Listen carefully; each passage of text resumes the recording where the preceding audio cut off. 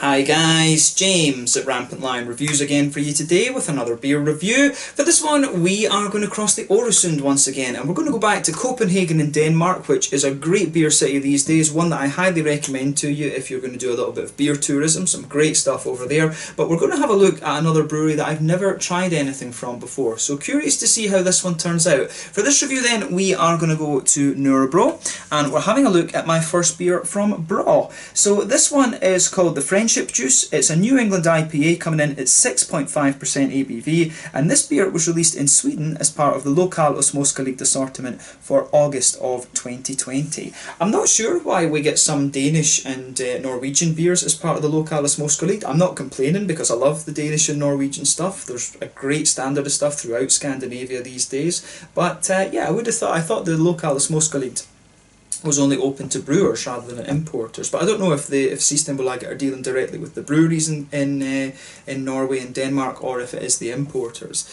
that are doing these things. But yeah, definitely cool to have another Danish brewery for you here on the channel. The standard of Danish beer is very, very high in my experience, and there's some great stuff going on over there in Copenhagen. Like I said, there's many great bars and stuff over there, a lot of nice brew pubs and stuff, and you know, I really do need to get over to Copenhagen and do a little bit more kind of out and about filming for you, because I've only filmed 1 or 2 videos over there actually, but we need to fix that. So yeah, curious to see how this one turns out, and I hope that you guys enjoy my take on this one as well. Always nice to introduce you guys to another new Danish brewery, but these guys have been around for a little bit. But anyway, yeah, as always with my reviews then, I'll tell you a little bit about the brewery before we taste the beer. If you want to get straight to the tasting, just fast forward. All the usual links are in the description below. That's the brewery website, the link to my other reviews that hopefully I can do in the future from BRAW. Very first time I'm trying one of their beers, as I said. There's all the usual social media down there as well. If you want to see more reviews, do please consider subscribing to the channel. The whole channel of course has a geography-based tagging system, so you can go into the homepage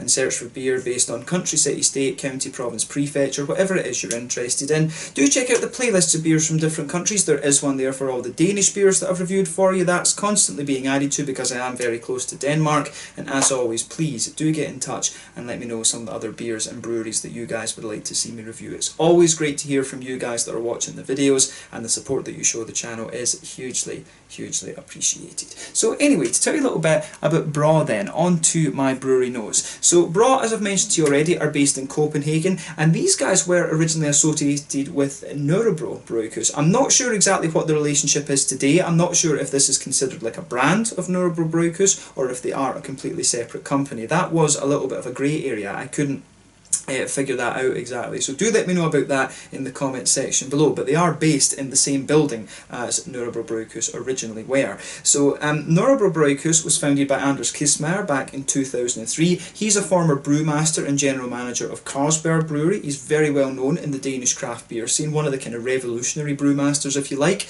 But they opened Nørrebro Bryghus back in 2003 as a combined brewery and restaurant in Rysgade in Nørrebro in Copenhagen, and then they added a second production brewery in 2005. You can find this brewery in Hedehusene, if I'm pronouncing that correctly. I'm really not sure. Danish pronunciation is quite difficult, but this brewery started off with an original capacity of around 400,000 litres of beer per year.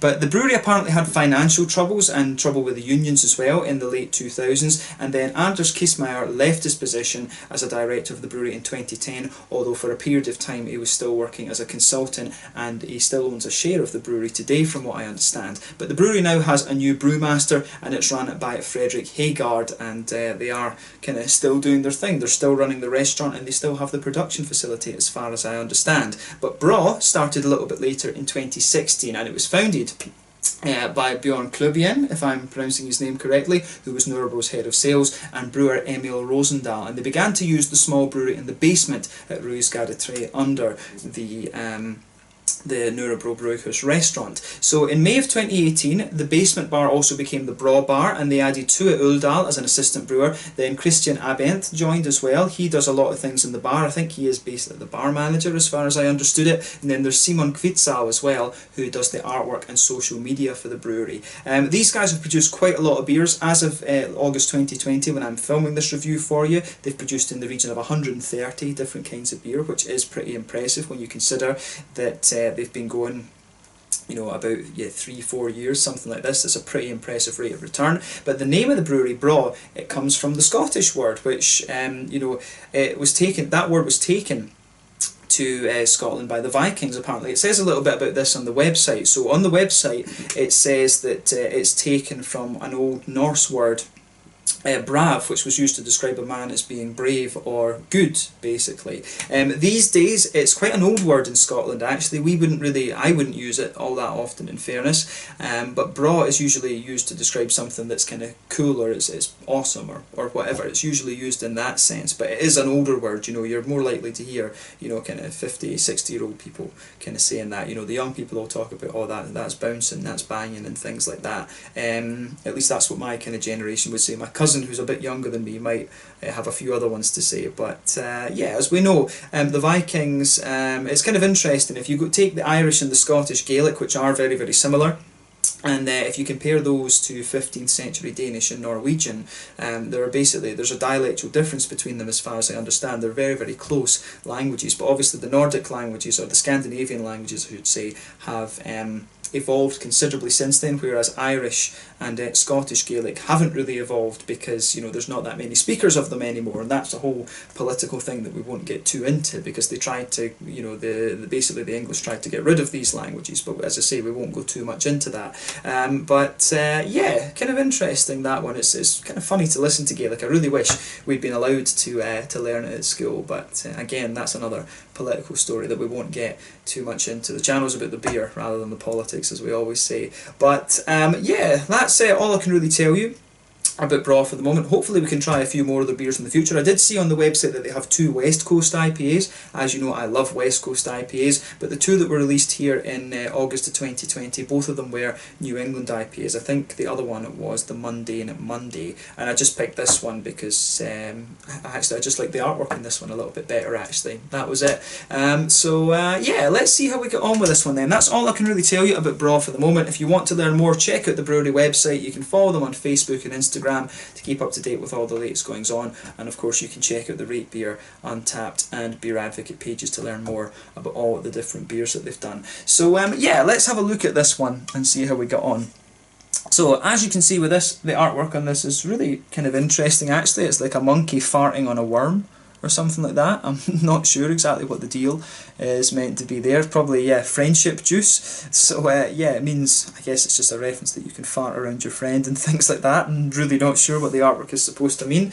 But yeah, I forgot to mention as well that these guys are an organic brewery. They actually it says on their website they are a fully kind of organic brewery. But this one, it says Friendship Juice, a New England IPA, 6.5% ABV, fresh and juicy New England IPA, double dry hopped with Citra and Simcoe hops. So yeah, quite an old school kind of thing there. But it says on the site here, brewed and tapped by BRAW, the Rødesgade 3 in Copenhagen. So yeah, I do need to go and check out the Nørrebro Brewkers Bar at some point. It's not too far away from the likes of Bruce and the Amar tap room as well, actually, next to Nørreport station. Basically, you go to Nørreport, you go across the bridge, and then you're in Nørrebro. It's quite a nice district, that, actually. Wouldn't mind living in Nørrebro in Copenhagen, but very, very expensive to get an apartment there, either to buy or to rent, actually. But it'd be awesome to live on the water in Copenhagen, actually. But yeah, let's get this guy out and we'll get on with the tasting then. Very, very curious to try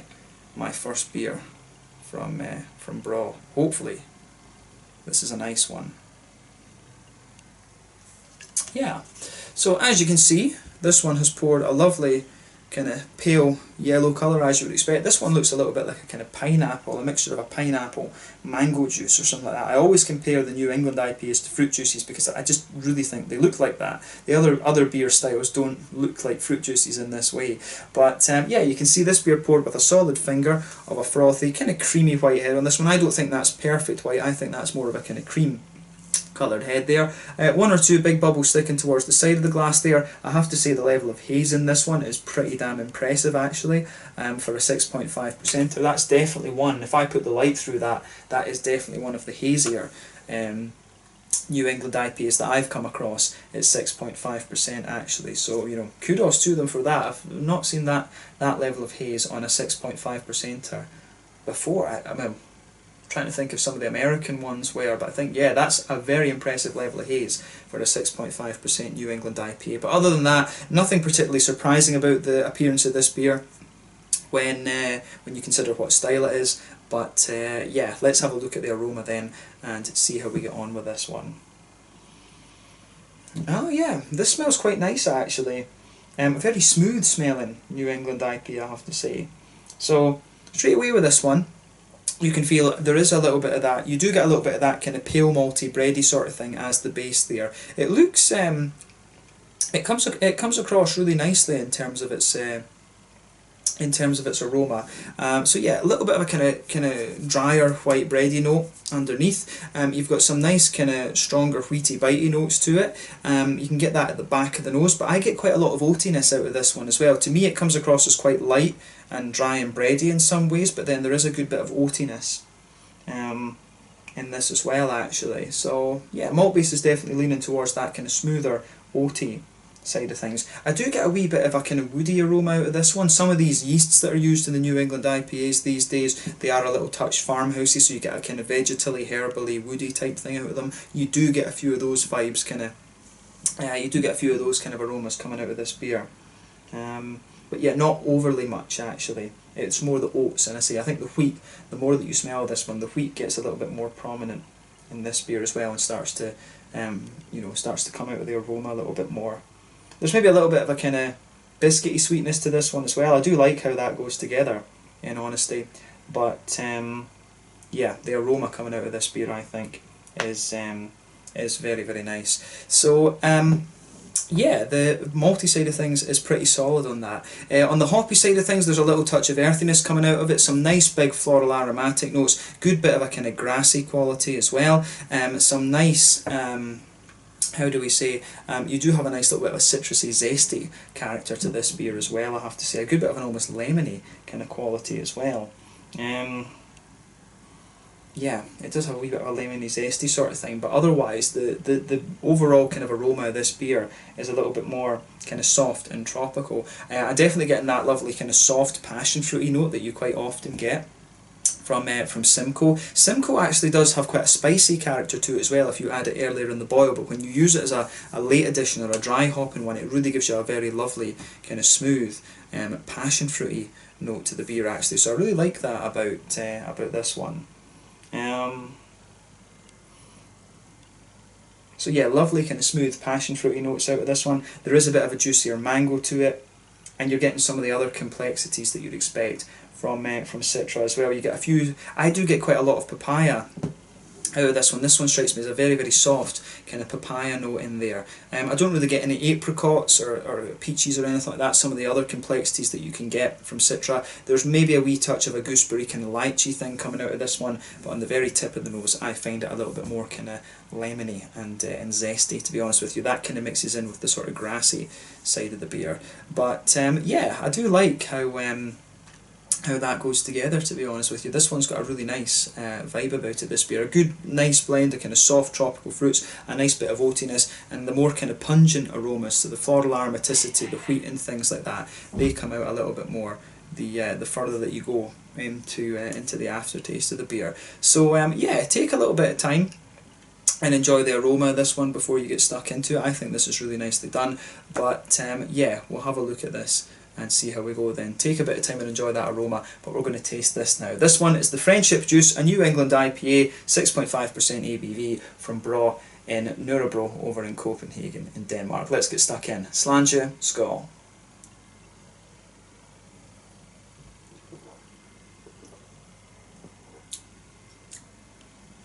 Yeah, that's a really just that's a kind of solid, easy drinker, this one.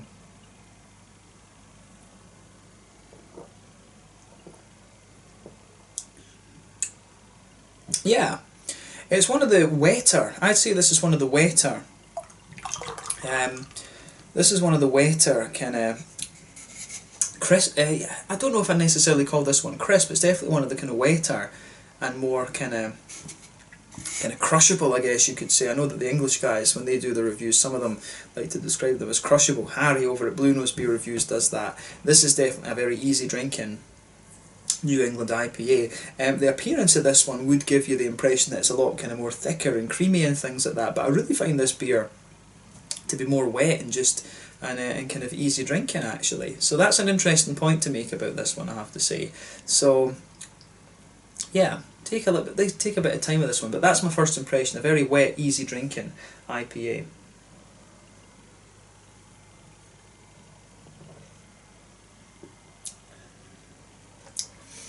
So yeah, it's pretty solid, this one. I mean, it's one of these ones I think it's not doing anything surprising with the style. I mean, and that's the thing, is so many breweries are producing New England IPAs these days.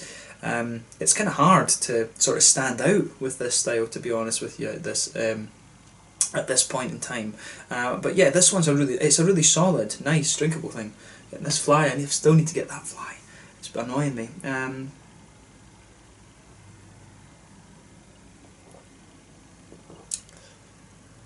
But yeah, the flavour of this beer is it's pretty solid. As I say, it's one of the kind of smoother New England IPAs that I've come across in quite over the last little while. Actually, it is pretty damn solid actually. So thumbs up to Brew for that. But let's try and just break down this flavour a little bit then.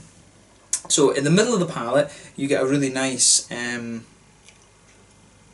You get a really nice little bit of a kind of light, crisp, white bready quality. That just blankets the middle of the tongue. When you go towards the back third of your palate, you can feel it just kind of thickens up a little bit. You get a really kind of thicker, white bready note out of the beer.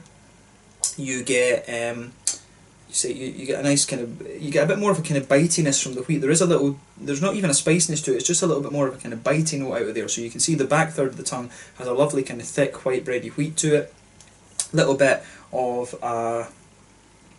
a more kind of slightly spicy quality to it, but then as you move further forward into the kind of front part of your tongue, if you like, it's got a little bit of a lighter kind of more crisp pale malty quality to it. And as you reach the front part of that palate there, that's when you start the kind of front half of that middle third of your palate. That's when you get some of the oatiness there. I don't really get a kind of biscuity vibe out of this one. It doesn't have such a sweetness to it, this one. This one's definitely more bready than anything else. I would stick with that. This is one of these New England IPAs that doesn't have a kind of sweeter, biscuity element to it, but it doesn't lack anything for that, I have to say. You do get one or two little tiny woody undertones to this beer, but yeah, I do like how it goes together, in fairness. Like I say, it's quite an easy drinking, just sessionable beer, this.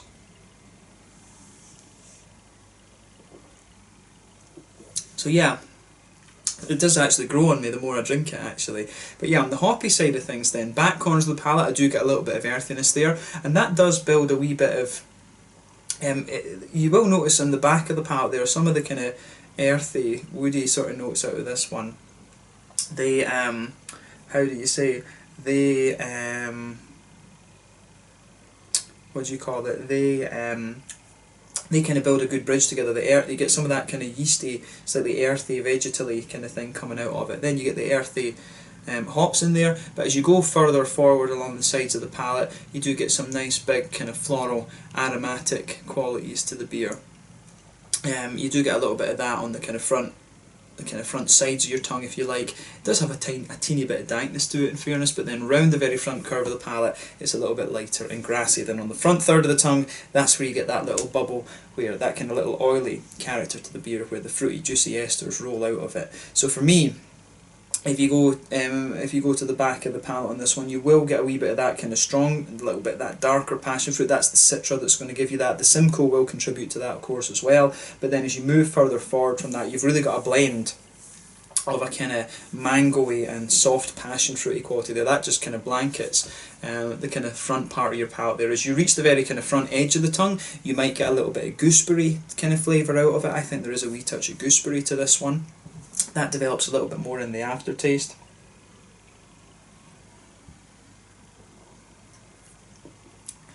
Yeah, I would say that. And then as you reach the kind of front edge of the palate, there is just a little touch of a sort of lemony, kind of zesty thing to the beer as well. Some of the kind of grassy floral notes have a little bit of zestiness to them, which is quite interesting. So yeah, I do like how all of that goes together in this one. So yeah, the the kind of the way that all the hops and stuff and they go together, the fruity juiciness and things in this goes together really nicely. This is one of these beers where everything really fits together very, very well in my mind. But when it comes to comparing this to other New England IPAs, I would say that this one is definitely more. It's definitely more of a kind of easy drinking, sessionable one. You know, if you told me this was a session IPA and let me blind taste it, I would believe you. You know, this one really drinks very, very easily, I have to say. So yeah, I like that about this one. But yeah, in terms of the mouthfeel, then I would describe this one. Yeah, bottom end of mid-bodied. Carbonation is very, very smooth, quite a wet mouthfeel like I was saying, but very, very easy to drink. Wet, maybe slightly smooth I would say. In terms of IBUs, what would we say? I think this one's not even 20 IBUs, I think it's less than that, to be honest with you. Very, very light in terms of its bitterness. Malt base, as I say, mainly quite smooth, little bit of crispness to it, but yeah, mainly quite a smooth malt base in my mind. And you've got some nice, as I say, quite smooth, juicy, fruity characters to this beer as well. So yeah, I like how this one goes together. So yeah, solid enough beer, this one. It's not one of the ones that's kind of going to blow the face off you or anything, but it's a really nice kind of solid, easy drinking beer. I can see why they would choose this one to release in the can. I mean, they've got 140 different beers. I think there was about 12, maybe 15 of them had been released in cans. I can see why they would make this one as one of the ones to get their brand out there a little bit, because it is a very nice, just easy drinking one. Quite a nice summery New England IPA. That's probably a good way to describe this one. But yeah, this was a nice introduction to the brewery, I have to say, the Friendship Juice. So yeah, I would say have a go at this one yourself and just see what you think. Always nice to introduce you guys to a new kind of Copenhagen brewery. And who knows, like I say, maybe I'll go out and have a look at their bar the next time I'm in Copenhagen and do a wee bit of out and about filming. I do need to go and check out the Nurrebro Brewhouse as well, so maybe we can do that. Maybe I can go and get a tasting flight at each of them and take a look at the menus and things. So yeah, let's leave it at that for this one. This one was the Friendship Juice, a New England IPA. It's 6.5% ABV from BRAW, based in the basement of the old Nurrebro Brewhouse, their bar and restaurant, if you like, on is it Røysgade? If I remember right, is that the exact name of the street? Røysgade in Nurrebro in Copenhagen. But yeah, check out some of their beers if you get the chance. This one just kind of randomly appeared over here in Sweden, and I thought, well, it's Danish, let's have a look at it and see how we go. But yeah, thank you again for watching my beer reviews. Until the next time, please like, subscribe, share, all the usual YouTube stuff. Let me know some other beers and things that you guys would like to see me try. Let me know some other Danish breweries that I might not have heard of. There's many of them popping up in Copenhagen. You've got Slow Burn, Kaleidoscope, various other ones popping up all across the place these days. So yeah, do let me know some other ones and we'll see about reviewing those for you on the channel as well. But yeah, thank you again for watching my reviews. Check out my social media, check out BRAW, and I will catch you guys very soon. I'm going to finish off this beer and I'm going to get that bloody fly as well. But yeah, thanks again for watching. I'll catch you guys later. Slanje, skål, cheers. Make sure you check out BRAW from Nurrebro in Copenhagen over in Denmark. Cheers.